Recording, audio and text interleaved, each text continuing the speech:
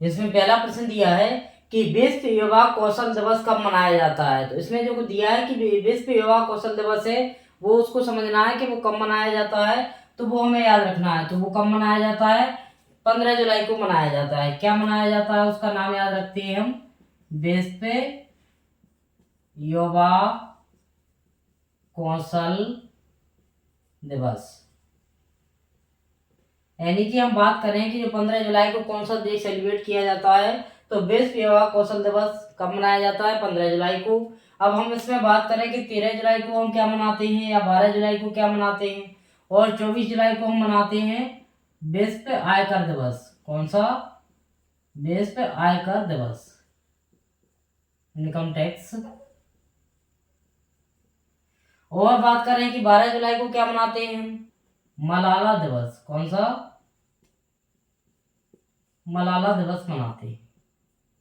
इस प्रकार हमें इस क्वेश्चन में 3 क्वेश्चन और कवर हो रहे हैं कि विश्व आयकर दिवस हम कब मनाते हैं, 24 जुलाई को, और मलाला दिवस कब मनाते हैं हम, 12 जुलाई को, विश्व युवा कौशल दिवस कब मनाते हैं, 15 जुलाई को। इस प्रकार अगला क्वेश्चन दिया है अपना कि विश्व बौद्धिक संपदा दिवस प्रतिवर्ष कब मनाया जाता है। तो बौद्धिक संपदा दिवस है वो कब मनाया जाता है? 26 अप्रैल को। कब मनाया जाता है? हर वर्ष 26 अप्रैल को मनाते हैं हम। तो कौन सा दिवस मनाते हैं उसको याद रखना है, विश्व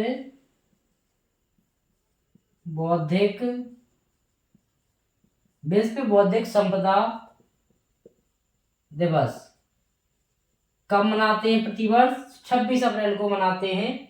अब इसमें बात करें कि 16 अप्रैल को हम क्या मनाते हैं, तो 16 अप्रैल को मनाते हैं हम विश्व आवाज दिवस, वॉइस आवाज दिवस। या फिर एक दिवस और मनाते हैं सेमीकंडक्टर, जो टेक्नोलॉजी से संबंधित है, सेमीकंडक्टर दिवस। क्या मनाते हैं? सेमीकंडक्टर दिवस मनाते हैं। और 23 अप्रैल को क्या मनाते हैं हम, तो 23 अप्रैल को मनाते हैं विश्व पुस्तक दिवस। क्या? बुक डे, पुस्तक दिवस। यहाँ पर क्या है, कॉपीराइट दिवस। तो हमें याद रखना है। अब 25 अप्रैल को क्या मनाते हैं, विश्व मलेरिया दिवस। कौन सा? विश्व मलेरिया दिवस कब मनाते हैं हम, 25 अप्रैल को मनाते हैं। इस प्रकार हमें याद रखना है कि दूसरा क्वेश्चन दिया था अपना कि बौद्धिक संपदा दिवस कब मनाते हैं हम, तो 26 अप्रैल को, 15 अप्रैल को विश्व आवाज दिवस या सेमीकंडक्टर दिवस, 23 अप्रैल को विश्व पुस्तक दिवस, 25 अप्रैल को मलेरिया दिवस, और अपना 26 अप्रैल को क्या याद रखना है, बौद्धिक संपदा से रिलेटेड जो दिवस होता है वो कब सेलिब्रेट करते हैं, 26 अप्रैल को। अगला क्वेश्चन दिया था कि नागार्जुन सागर बांध किस नदी पर बना हुआ है। तो सबसे पहले हमें याद रखना है कि जो नागार्जुन सागर बांध है वो कहाँ पर स्थित है। तो ये तेलंगाना राज्य के नलगोंडा जिले में स्थित है। कितनी इसकी लंबाई है, तो 1.6 किलोमीटर ये लंबा पुल है, सॉरी बांध है। तो ये किस नदी पर है, कृष्णा नदी पर है। कहाँ पर? कृष्णा नदी पर। अब हम इसमें बात करें कि कृष्णा नदी कहाँ गिरती है, बंगाल की खाड़ी में।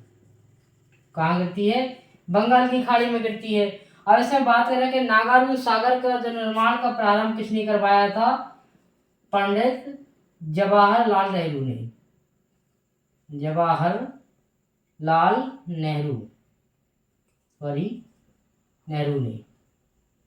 अब इसमें बात करें कि नागार्जुन सागर पे क्या है, बिजली का उत्पादन भी होता है, बांधों पर टरबाइन लगे होते हैं तो वहां पर बिजली जनरेट की जाती है। तो इस प्रकार हमें याद रखना है कि नागार्जुन सागर बांध किस नदी पर है, कृष्णा नदी पर है। अगला क्वेश्चन दिया है कि पीतल में क्या होता है, यानी कि पीतल में जो मिश्र धातु होती है उसमें और कौन कौन सी धातु मिलाकर बनाई जाती है पीतल को। तो हम तांबा और टिन मिलाते हैं तो क्या बनता है, कांसा बनता है। क्या बनता है? कांसा, जिसको हम ब्रॉन्ज कहते हैं। तांबा और जिंक मिलाते हैं तो क्या मिलता है, पीतल मिलता है। तो ये क्या है, मिश्र धातुएं हैं। तो और कार्बन और लोहा मिला दें तो स्टील बन जाता है। इस प्रकार से मिश्र धातुएं होती हैं। तो इस प्रकार हमें यदि क्वेश्चन आ जाए कि कांसा मिश्र धातु है, उसमें कौन कौन सी धातुओं का मिश्रण रहता है, तो वो तांबा और टिन का मिश्रण रहता है। किसमें? कांसे में। और पीतल में किस किस का मिश्रण रहता है, तांबा और जिंक का रहता है। इस प्रकार हमें याद रखना है। तो अपने इस चौथे का आंसर क्या हो जाएगा, चौथे का आंसर हो जाएगा तांबा और जिंक हो जाएगा अपना। इस प्रकार याद रखना है। अगला क्वेश्चन दिया है कि बाबा अलाउद्दीन खां किस संगीत वाद्य यंत्र से संबंधित हैं।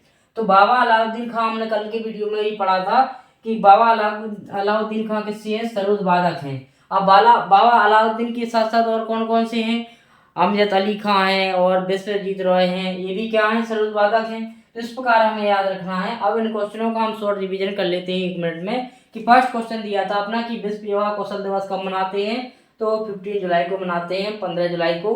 क्या योगा कौशल दिवस। मलाला दिवस कब मनाते हैं, 12 जुलाई को। और आयकर इनकम टैक्स डे कब मनाते हैं, 24 जुलाई को। इस प्रकार का ये क्वेश्चन पूछा जाए कोई प्रतियोगी परीक्षा में तो हम हल कर सकते हैं आसानी से। विश्व बौद्धिक संपदा दिवस कब मनाते हैं, 26 अप्रैल को। 25 अप्रैल को हम मलेरिया दिवस मनाते हैं। और पुस्तक अगर पूछा जाए तो 23 अप्रैल को। 16 अप्रैल को मनाते हैं आवाज दिवस। यहाँ पर सेमी कंडक्टर दिवस कब मनाते हैं, हम 16 अप्रैल को मनाते हैं। नागार्जुन सागर बांध किस नदी पर बना है, तो वो कृष्णा नदी पर। कृष्णा नदी कहाँ गिरती है, बंगाल की खाड़ी में। इसका निर्माण किसने करवाया था, जवाहरलाल नेहरू ने। शुरुआत कब, 1955 में इसकी शुरुआत करवाई थी। अगला है कि पीतल में क्या होता है, तो पीतल 2 धातुओं का मिश्रण है। तांबा और जिंक मिला के पीतल बनता है। और तांबा और टिन मिलाते हैं तो क्या प्राप्त होता है, में कांसा होता है। बाबा अलाउद्दीन का किस संगीत के वाद्य से संबंधित है, वो कल पढ़ा था हमने, सरोदबादक हैं। इसमें विश्वजीत रॉय भी है। इस प्रकार हमें याद रखना है। इस प्रकार अपना छठा प्रश्न दिया है कि राज्य पुनर्गठन आयोग के अध्यक्ष कौन थे, तो उसमें याद रखना है राज्य जो पुनर्गठन आयोग के अध्यक्ष कौन थे, फजल अली थे। अब से हम बात करें पुनर्गठन आयोग की स्थापना कब हुई, तो इस आयोग की स्थापना कब हुई, 1953 में। कब हुई, 1953 में। लेकिन जब रिपोर्ट सौंपी गई थी इस आयोग की, तो वो 1955 में रिपोर्ट सौंपी गई। कब सौंपी गई, 1955 में। इस पर स्वीकृति हुई। तो 1956 में क्या हुआ, 1956 में क्या हुआ, फिर इस गठन आयोग ने क्या किया, 14 राज्य बनाए। क्या बनाए, 14 स्टेट बनाए और 6 केंद्र शासित प्रदेश बनाए। कब, 1956 में। तो ये इसमें अध्यक्ष कौन थे, इसमें फजल अली थे। कौन थे, फजल अली। तो बात करें कि राज्य पुनर्गठन आयोग के अध्यक्ष कौन थे, फजल अली थे। राज्य पुनर्गठन आयोग की स्थापना कब हुई, 1953 में। और 56 में जो कितने राज्य बने, 14 राज्य और 6 केंद्र शासित प्रदेश बने थे। अगला क्वेश्चन दिया है कि आरबीसी की संख्या में असामान्य वृद्धि कहलाती है। यदि आरबीसी की संख्या लगातार बढ़ती ही जा रही है बिना कुछ रूल्स के, अधिक से अधिक अधिक बढ़ती जा रही है, तो शरीर में क्या दिक्कत होने लगती है, उसका नाम बताना है। कि जब आरबीसी अधिक से अधिक मात्रा में बढ़े तो उसे क्या कहते हैं, पॉलीसाइथीमिया। क्या कहते हैं, पॉलीसाइथीमिया को क्या कहते हैं, आरबीसी की संख्या बढ़ना, असमान संख्या बढ़ना। क्या बढ़ना, असमान संख्या बढ़ना। एनीमिया किसे कहते हैं, खून की कमी को। खून की कमी जिस व्यक्ति में हो जाती है उसे कौन से रोग से नाम से जाना जाता है, एनीमिया से। अब ल्यूकीमिया क्या होती है, जब डब्ल्यूबीसी की संख्या बढ़ जाती है, जिससे ब्लड कैंसर भी कहते हैं। क्या कहते हैं, ब्लड कैंसर कहते हैं। तो डब्ल्यूबीसी की संख्या में वृद्धि होना क्या कहलाता है, ल्यूकीमिया कहलाता है। ऐसा नहीं है कि इसमें उपरोक्त ऑप्शन सही दिया है तो हम उपरोक्त ऑप्शन सभी करते हैं, ऐसा कभी नहीं होता है। अधिकतर एक बच्चे सोचते हैं कि उपरोक्त ऑल ऑफ दीज लिखा है तो हो सकता है ये सही हो, ऐसा कुछ नहीं है। ऑप्शन आपको पढ़ना पड़ेंगे और ऑप्शन पढ़ेंगे, क्वेश्चन पढ़ेंगे तभी होगा। ऐसा नहीं कि ऑल ऑफ दीज दिया है तो हो सकता है यही हो, या ऊपर एक दोनों दिया हो तो ऐसा हो, ऐसा नहीं है। इस थॉट पर विचार नहीं करना है हमें। अगला क्वेश्चन दिया है इसमें कि लाइटिंग फिट किस खिलाड़ी का उपनाम है। तो लाइटिंग किड किस खिलाड़ी का उपनाम है, तो लाइटिंग किड। इस प्रकार अपना अगला दिया है कि लाइटिंग किड किस खिलाड़ी का उपनाम है, तो विश्वनाथ आनंद का है। ये किस खेल से खिलाड़ी हैं, शतरंज की। कौन से, शतरंज की। उसेन बोल्ट क्या है, धावक हैं। और ये कौन से हैं, ये क्या है, ये अपने टेनिस खिलाड़ी हैं। कौन से, टेनिस खिलाड़ी हैं। और सुनील छेत्री क्या है, भारत के फुटबॉल खिलाड़ी हैं। तो हमें इस प्रकार से याद रखना है। तो जो लाइटिंग किड किसका नाम है, विश्वनाथ आनंद का है, जो शतरंज से खिलाड़ी हैं। अगला है मीन कैंप के लेखक कौन है, तो मीन कैंप के लेखक कौन है, अपने हिटलर साहब हैं। इस प्रकार हमें इन क्वेश्चनों का शॉर्ट रिवीजन भी करना है कि पुनर्गठन आयोग की स्थापना 1953 में होती है और रिपोर्ट कब देते हैं, 55 में। स्वीकृत कब होती है, 56 में। स्टेट कितने बनते हैं, 14 और 6 केंद्र शासित प्रदेश बनते हैं। उस समय अध्यक्ष कौन थे जब इसकी स्थापना हुई थी, तो फजल अली थे।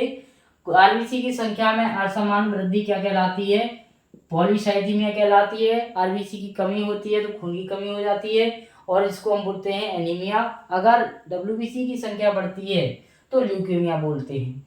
लाइटिंग किट किसके खिलाड़ी का उपनाम है? विश्वनाथ आनंद का, जो शतरंज खिलाड़ी हैं। सुनील छेत्री फुटबॉल खिलाड़ी हैं। और मेन कैंप का संबंध किससे है या लेखक कौन है? तो वो हिटलर जी है। इस प्रकार याद रखना है। यदि आपको हमारा वीडियो अच्छा लगा कमेंट करें, शेयर करें और चैनल को सब्सक्राइब करें। Thank you for watching. बहुत बहुत धन्यवाद।